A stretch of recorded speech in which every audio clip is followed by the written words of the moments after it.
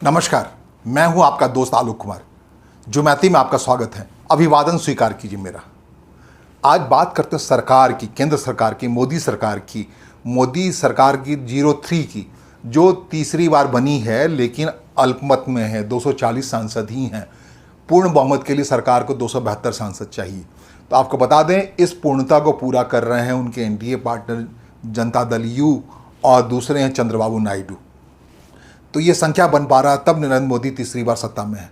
ये 02 और 01 से अलग है। ये पूरा माहौल अलग है।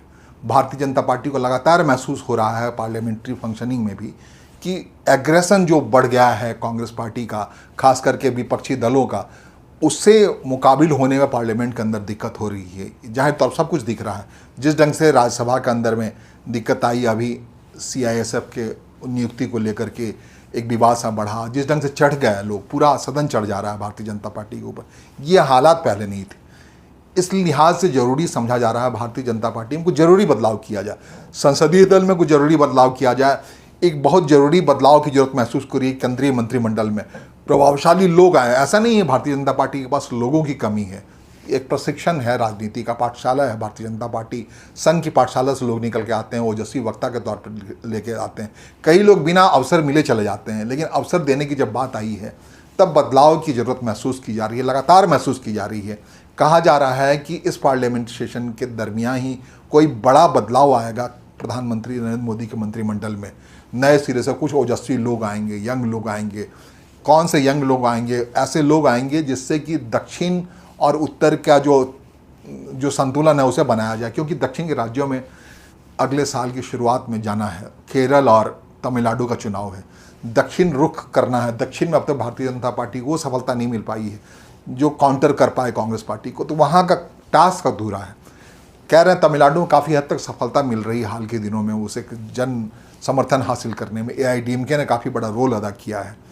तो उसे लेकर के बाकी काम केरल में शशि थरूर कर रहे हैं। एक कंट्रोवर्सी के जरिए उनको स्पेस मिल रहा है।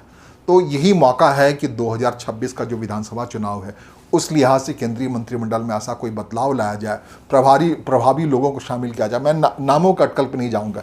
आप सबको पता है केरल से प्रभावी नाम कौन हो सकता है। कहीं किसी पार्टी छिटक का आ सकता है, यहाँ ज्वाइन कर सकता है। इसी ढंग से तमिलनाडु का प्रभावी नाम कौन हो सकता है? कोई युवा चेहरा हो सकता है जो केंद्रीय मंत्रिमंडल में उसे जगह मिले।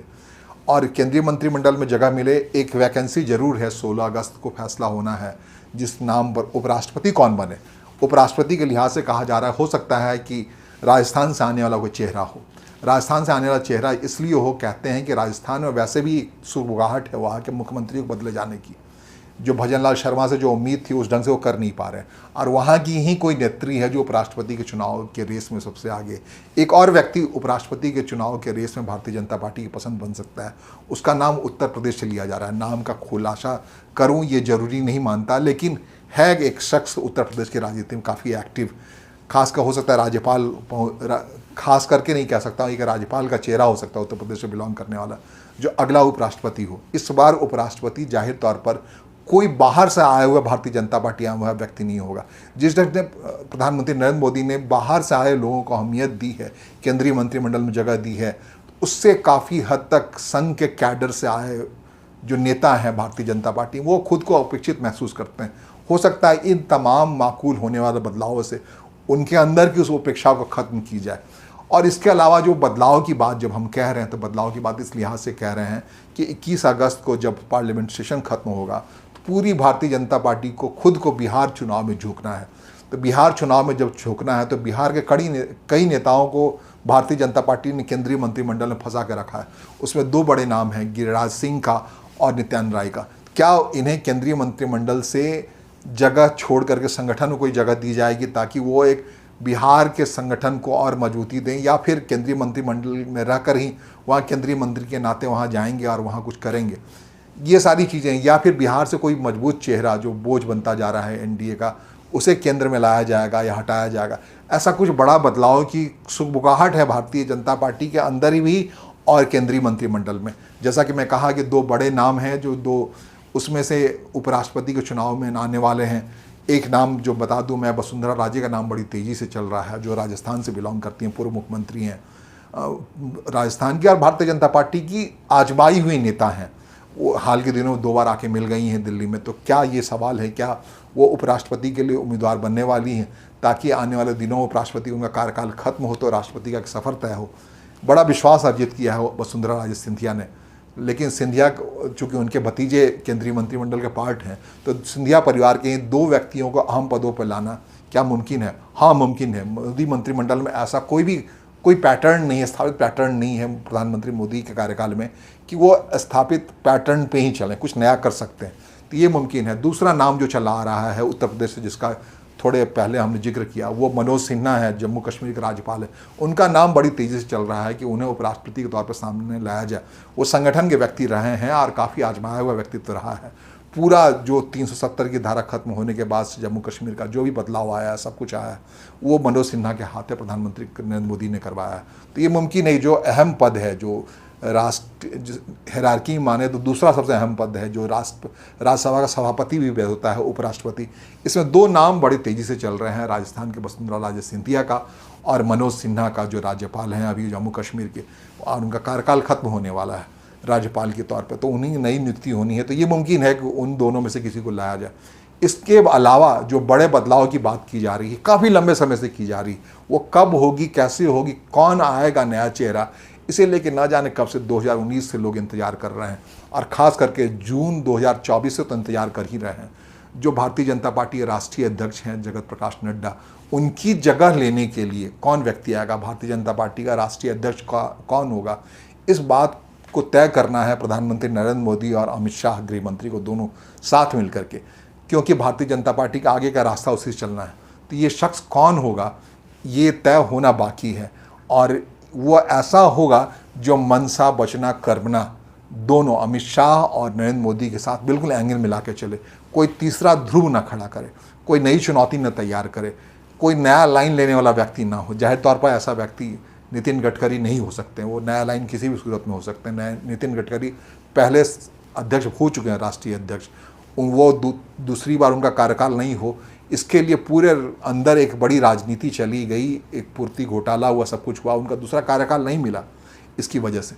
तो नितिन गडकरी जाहिर तौर पर नहीं हो सकते। नितिन गडकरी का जो बॉडी लैंग्वेज है वो भी सूट नहीं करता काफ़ी हद तक नरेंद्र मोदी और अमित शाह को, प्रधानमंत्री नरेंद्र मोदी और गृह मंत्री अमित शाह को। तो जाहिर तौर पर नितिन गडकरी नहीं होंगे, तो आखिरकार कौन होंगे? क्या राजनाथ सिंह फिर दोबारा एक मोहरा बनेंगे राष्ट्रीय अध्यक्ष का? आपको याद दिला दें कि 2013 में जब प्रधानमंत्री नरेंद्र मोदी का भारतीय जनता पार्टी के संसदीय दल के नेता के तौर पर नाम घोषित हुआ था कि यही प्रधानमंत्री के भावी उम्मीदवार होंगे, उस वक्त भारतीय जनता पार्टी के अध्यक्ष राजनाथ सिंह ही थे।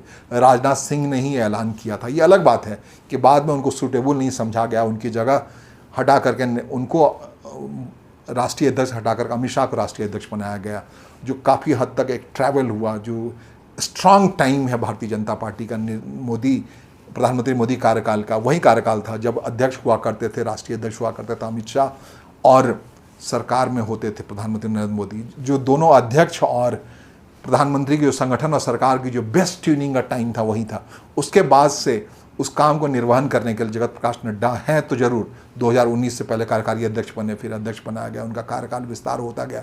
अस्वाभाविक तौर से 2024 तक एक बात आई कि वो अध्यक्ष की कुर्सी छोड़ देंगे, लेकिन उनसे अध्यक्ष की कुर्सी नहीं छोड़वाई गई। अब तक कहा गया कि प्रदेश अध्यक्ष से चुनाव होंगे, वहाँ संगठन मंत्री बनेंगे, जो एक नियम है भारतीय जनता पार्टी राष्ट्रीय अध्यक्ष का। वो प्रक्रिया तकरीबन जून 2024 से चल रही। जो काम महीने 2 महीने में हो जाता, वो अब अगस्त का महीना पार कर रहा है, शुरू हो गया है, और 2025 का चला है निरंतरता। क्या इसी चीज़ को निरंतर बनी रहेगी? क्या नड्डा ही फिर से एक बार भारतीय जनता पार्टी के राष्ट्रीय अध्यक्ष बना दिए जाएंगे? ये भी मुमकिन है। कैंडिडेट कुछ भी हो सकता है, लेकिन ऐसा व्यक्ति नड्डा के जगह कौन सा व्यक्ति होगा जो ट्यूनिंग है मोटे तौर पर जो गृह मंत्री या प्रधानमंत्री के बीच में, इस ट्यूनिंग को बरकरार रखे, संवाद को बरकरार रखे, इनके एक्शन को बरकरार रखे, ये मुमकिन है। लेकिन आने वाली चुनौतियों को देखते हुए बिहार में भारतीय जनता पार्टी को जाना है, अगले साल ममता बनर्जी से मुकाबिल होना है, तो क्या केंद्रीय मंत्रिमंडल में बिहार और पश्चिम बंगाल किसी प्रभावशाली व्यक्ति को लाया जाएगा जो मैसेज दूर तक जाए? खासकर जातिगत समीकरण के लिहाज से भारतीय जनता पार्टी के लिए बहुत ज़रूरी है कि ममता बनर्जी को चुनौती देने वाले किसी व्यक्ति को खास अहमियत दें केंद्रीय मंत्रिमंडल में ला करके, ताकि एक मैसेज डिलीवरी सिस्टम में मजबूती से जाए और मुकाबले अगले साल पश्चिम बंगाल के ज़मीन पर भारतीय जनता पार्टी हो पाए। ये बहुत सारी चीज़ें घट रही हैं, बड़ी तेज़ी से घट रही हैं सरकार के अंदर और भारतीय जनता पार्टी के अंदर, जो लगातार एक कमेंट्री के तरीके से आपको बताने की कोशिश कर रहा हूँ। आज मैं यही निचोड़ के तौर पर बता सकती हूँ कि दो व्यक्ति बड़े तेज़ी से उपराष्ट्रपति के रेस में है, वो वसुंधरा राजे सिंधिया हैं और जम्मू कश्मीर के राज्यपाल मनोज सिन्हा हैं। इनमें से किसके नाम की लॉटरी लगती है देखना होगा। इसके अलावा बहुत सारे ढेरों बदलाव होने हैं। वो बदलाव क्या है इस बात पर निर्भर करता है कि पार्लियामेंट सेशन में बाकी पर्सनालिटीज़ का क्या योगदान होता है भारतीय जनता पार्टी के सेविंग में, क्योंकि एक कठिन दौर में है। जिस ढंग से एग्रेशन है विपक्ष का, ऐसा भारतीय जनता पार्टी खासकर नरेंद्र मोदी की सरकार ने अब तक नहीं देखा था। नमस्कार, धन्यवाद।